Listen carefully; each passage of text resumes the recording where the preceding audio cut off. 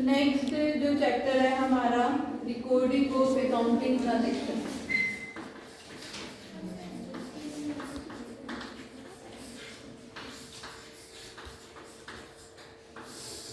Accounting cycle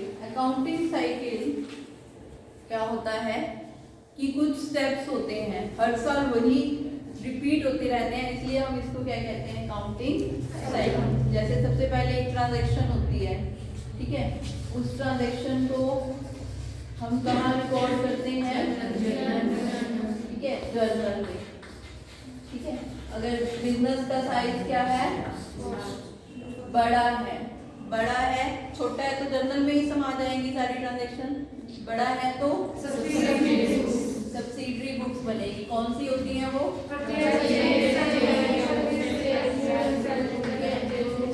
intelligent बच्चे हैं यहाँ तो सबको सब पता है। परचेज रिटर्न, फिर सेल रिटर्न, फिर बिल रिसीवेबल और लास्ट जर्नल। ठीक है, उसके बाद फिर जर्नल के बाद आप कहाँ जाओगे, लेजर में। लेजर के बाद फिर कहाँ आओगे, ट्रायल बैलेंस में। फिर trading and profit and loss और बैलेंस शीट। ठीक है, तो इस तरह से ये जो सर्कल है ये आपका दिखा रहा है कि पहले आपकी एक ट्रांजैक्शन होगी, उस ट्रांजैक्शन को हम रिकॉर्ड करेंगे किसमें, जर्नल में। ठीक है, या फिर किसमें, सब्सिडरी बुक्स। अगर बिजनेस बड़ा है तो जर्नल नहीं बनेगी, ये बुक्स बनेगी। ठीक है, फिर जर्नल के बाद नेक्स्ट स्टेप आएगा लेजर। लेजर के बाद ट्रायल बैलेंस के बाद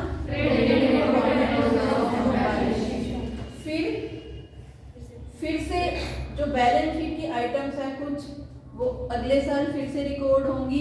ठीक है, फिर से ये जो स्टेप है ये चलता रहेगा। ठीक है, तो इस तरह से इसको हम कहते हैं अकाउंटिंग साइकिल। ठीक है, ये जो है ये चक्र चलता रहेगा। ठीक है, ये स्टेप्स जो है यही रिपीट होते रहेंगे हर साल ऐसा ही होगा कि पहले एक ट्रांजैक्शन होगी, उसको जर्नल में, फिर लेजर में, फिर ट्रायल बैलेंस में, फिर trading and profit and loss account में, बैलेंस शीट। ठीक है, तो यही स्टेप्स हर साल कितने टाइम पीरियड का होता है हमारा, 12 मंथ। 12 मंथ्स के लिए हम जो है 12 मंथ्स की ट्रांजैक्शंस को रिकॉर्ड करते हैं। ठीक है, जर्नल में, लेजर में, ट्रायल बैलेंस बनता है, फिर trading and profit and loss account और फिर बैलेंस शीट। ठीक है, तो इस तरह हर साल फिर ये क्या होता रहता है, रिपीट होता रहता है। ठीक है, तो ये हमारा अकाउंटिंग साइकिल है। तो अब सबसे पहले हमारा पॉइंट आता है जो हमारा चैप्टर का नाम है रिकॉर्डिंग। ठीक है, कि जो सबसे पहले हम जर्नल में ट्रांजैक्शंस को लिखते हैं उसे क्या कहते हैं, रिकॉर्डिंग। और रिकॉर्डिंग कर रहे हैं हम जर्नल में। ठीक है, रिकॉर्डिंग किसमें कर रहे हैं, जर्नल में। तो ये बात हमें पता तो होती है जर्नल क्या होती है, लेकिन हमें ये नहीं पता होता कि जर्नल में ट्रांजैक्शंस को लिखने को क्या कहते हैं, रिकॉर्डिंग। ठीक है, तो ये पता होना चाहिए अकाउंट के स्टूडेंट्स को कि जर्नल में ट्रांजैक्शंस को लिखना उसे क्या कहते हैं, रिकॉर्डिंग। ठीक है, इंटरेस्टिंग है अकाउंट, है ना। सबसे ज्यादा जो बच्चों को इंटरेस्टिंग लगता है सब्जेक्ट वो कौन सा है, अकाउंट, क्योंकि इसमें ज्यादा कुछ याद नहीं करना होता। ठीक है, रट्टा तो लगाना नहीं होता, कुछ याद तो करना नहीं होता, समझना होता है। जिसको समझ आ जाए उसको क्वेश्चंस में सॉल्व हो जाते हैं। थ्योरी भी जो है इजी होती है। तो अब जर्नल क्या है कि जर्नल को क्या कहते हैं, बुक ऑफ ओरिजिनल एंट्री। ये भी पॉइंट है, जर्नल को क्या कहा जाता है, बुक ऑफ ओरिजिनल एंट्री। इसमें ट्रांजैक्शंस को सबसे पहले लिखा जाता है। ठीक है, अब जर्नल का क्या परफॉर्मा है, जर्नल का क्या परफॉर्मा है, इसका परफॉर्मा जो है वो सबको आता ही है वैसे तो। ठीक है, फिर भी हम कर लेते हैं कि जर्नल का परफॉर्मा क्या है। जर्नल का प्रोफोमा। सबसे पहले क्या आती है? डेट। सबसे पहले हम यहाँ लिखते हैं डेट।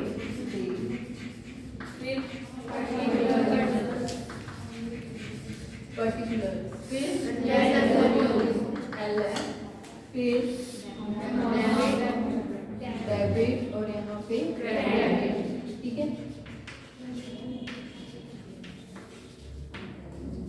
तो इस तरह से जो है डेट में हम सबसे पहले लिखते हैं ईयर, जैसे 2020। फिर हम लिखते हैं मंथ, अप्रैल, मई, जून, जुलाई, अगस्त, अप्रैल 2, 3, 4, 5, 1। ठीक है, इस तरह से लिखते हैं। फिर पार्टिकुलर्स में हम क्या लिखते हैं? एंट्री लिखते हैं, एक अकाउंट को डेबिट करते हैं और एक को क्रेडिट। ठीक है, जैसे जो है फर्नीचर खरीदा, फर्नीचर अकाउंट डेबिट टू, इस तरह से एंट्री होती है। डेबिट का अमाउंट यहाँ पे और क्रेडिट का अमाउंट नीचे। और यहाँ क्या लिखते हैं? Purchase furniture for cash. ठीक है, ये क्या होती है? नरेशन। ठीक है, ये एंट्री कंप्लीट हुई। इस तरह से जर्नल में हम क्या लिखते हैं? जो ट्रांजैक्शन है उसको इस तरह से जर्नल में लिखते हैं। यहाँ आपकी डेटा जाती है, यहाँ एंट्री डालते हैं, उसकी नरेशन लिखना जरूरी है, नहीं लिखोगे तो नंबर कट जाएंगे। यहाँ डेबिट का अमाउंट और यहाँ किसी को कुछ प्रॉब्लम है? आ गया सबको समझ? ठीक है, तो उसके बाद रूल्स ऑफ जर्नलाइजिंग। रूल्स क्या है? रूल्स ऑफ जर्नलाइजिंग, रूल्स आपको पता ही है, अभी मैंने आपसे पूछे हैं। ठीक है, पर्सनल, रियल, नॉमिनल, वही रूल है। पर्सनल का क्या रूल होता है? और रियल अकाउंट का, और नॉमिनल अकाउंट का। इस तरह से इन रूल्स को हमने फॉलो करना है और उन रूल्स के अकॉर्डिंग ही क्या करनी है? एंट्री करनी है। ठीक है, अच्छा जी, उसके बाद हमारा नेक्स्ट पॉइंट है गुड्स। गुड्स क्या होती है? ठीक है,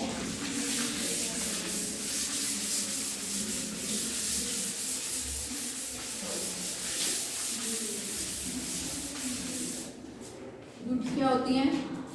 goods are those things which are purchase for resale, जो खरीदते हैं हम और बेच देते हैं, खरीदते हैं और बेच देते हैं। जैसे ये बुक सेलर है, उसके लिए गुड्स क्या है? बुक्स। वो बुक्स खरीदेगा, बेच देगा, अपने पास तो नहीं स्टोर करके रखेगा। जबकि फर्नीचर है, जो चेयर्स पड़ी हैं उसकी शॉप पे, ठीक है, जो एक टेबल पड़ा है, स्टैंड पड़ा है, वो वहीं पड़ा रहेगा, वो उसको बेचेगा नहीं, तो वो तो उसकी एसेट है। लेकिन बुक्स क्या है? उसकी गुड्स हैं। ठीक है, इसी तरह एक फर्नीचर मेकर है, वो क्या करेगा? टेबल चेयर खरीदेगा और बेच देगा, उसके लिए क्या है? वो गुड्स। ठीक है, क्लॉथ मर्चेंट के लिए क्लॉथ्स क्या है? गुड्स का मतलब क्या होता है? जो चीजें हम खरीद रहे हैं, बेच रहे हैं, खरीद रहे हैं, बेच रहे हैं। ठीक है, वो क्या होती है? गुड्स। ठीक है, अब गुड्स में गुड्स अकाउंट तो यूज नहीं होता जब हम गुड्स परचेज करते हैं, जब हम गुड्स खरीदते हैं। ठीक है, अब एक बुक्स वाले ने बुक्स खरीदी, ठीक है, जैसे ये फर्स्ट ईयर है, आप फर्स्ट ईयर में हो, तो उसने 500 बुक्स खरीदी फर्स्ट ईयर की, अकाउंट की 500 बुक्स खरीदी। तो वो बुक्स जब उसने खरीदी तो उसके लिए गुड्स हैं। ठीक है, तो वो क्या लिखेगा? Purchases account debit. जब वो 500 बुक्स खरीदेगा, मान लो एक बुक कितने की है? 500 की ही है, 600 की मान लेते हैं। 500 बुक्स खरीदी, एक बुक कितने की है? 600 की। तो कितने बने उसके? 3 लाख। ठीक है, कितने रुपए बने? 3 लाख। 500 गुना 500 बुक्स है, एक कितने की है? 600 की। ठीक है, तो वो क्या एंट्री करेगा, purchases account debit to cash account, यानी कि उसने गुड्स खरीदी तो वो गुड्स अकाउंट नहीं लिखेगा, क्या लिखेगा उसकी जगह, परचेजेज अकाउंट। इसी तरह गुड्स को सेल करेगा तो कैश आएगा उसके पास, वो क्या लिखेगा, cash account debit to sale. कौन सा अकाउंट है, गुड्स नॉमिनल, परचेजेज जो है वो कौन सा अकाउंट है, नॉमिनल, ठीक है, गुड्स खरीद रहा है तो खर्चा है, डेबिट होगी, बेच रहा है तो इनकम है, ठीक है। इस तरह गुड्स सेल कर रहा है तो cash account debit to sale, ठीक है। इसी तरह जब गुड्स उसने खरीदी, अब गुड्स ये बुक खरीदी उसने फर्स्ट ईयर की, अब ये फटी हुई है, बीच में इसके पेज ही नहीं है, एक चैप्टर नहीं है पूरा, तो वो रखेगा, क्या कर देगा, वापिस कर देगा, ठीक है। तो वो क्या होती है, परचेज रिटर्न, ठीक है। इसी तरह जो गुड्स बेची, अब आपके पास चलेगी वो गुड्स आपके पास चलेगी, आपने देखा कि उसमें तो पेज ही नहीं है, फटी हुई है बीच बीच में से, आप भी क्या करोगे, उसको वापिस कर दोगे। एक तो वो खरीदी हुई उसने वापस की, वो तो क्या होती है, जो सेल की हुई वापस आ गई तो वो क्या होगी, सेल रिटर्न, सेल रिटर्न, ठीक है। तो गुड्स की जगह 4 अकाउंट यूज होते हैं, purchase, sale, purchase return, sale return, ठीक है। कि बिका हुआ माल वापस आ जाता है तो क्या होता है, वो सेल रिटर्न, ठीक है। अब नेक्स्ट पॉइंट क्या है हमारा, अगर आपकी गुड्स की ट्रांजैक्शन में नहीं लिखा हुआ, जैसे लिखा हुआ है कि गुड्स सोल्ड, ठीक है, गुड्स सोल्ड 50,000 की गुड्स बेची है, तो यहाँ नहीं पता चल रहा कैश में बेची है या क्रेडिट में, कुछ नहीं दे रखा ना, तो क्या मानेंगे इसको, कैश सेल है, ठीक है। ऐसे ही गुड्स परचेज, कुछ नहीं लिखा हुआ तो क्या मानेंगे, कैश परचेज है ये, ठीक है। अब अगर लिख देता है goods sold for cash, cash में गुड्स बेची, तो ये कैसी सेल है, ये तो दिख ही रहा है ना, कैसी सेल है ये, कैश की, ठीक है। इसी तरह ये लिख देता है goods sold to Ram, Ram को गुड्स बेची, तो यहाँ पे देखो अगर इतना होता गुड्स सोल्ड तो कैश, लेकिन क्या दे दिया, गुड्स सोल्ड टू राम, नाम आ गया ना, जब नाम आ गया तो इसका मतलब कैश नहीं रही है, अब क्या बन गई, क्रेडिट, ठीक है। अगर यूं कह दे goods sold to Ram for cash, Ram को कैसे बेची, तो नाम भी आ गया, कैश भी आ गया, अब तो आप क्या लिखोगे, कैश होगी ना ये, ये कैसी ट्रांजैक्शन है, ठीक है। तो इस तरह से जो है ये आपने कुछ चीजें ध्यान में रखनी है कि अगर गुड सोल्ड लिख रखा है खाली तो वो कैसी ट्रांजैक्शन है, कैश। आ रही है समझ सबको, दिख रहा है सबको, हाँ जी सबको दिख रहा है इधर। अगर गुड सोल्ड फॉर कैश लिख रखा है तो कैसी ट्रांजैक्शन है, cash. Good sold to Ram, credit.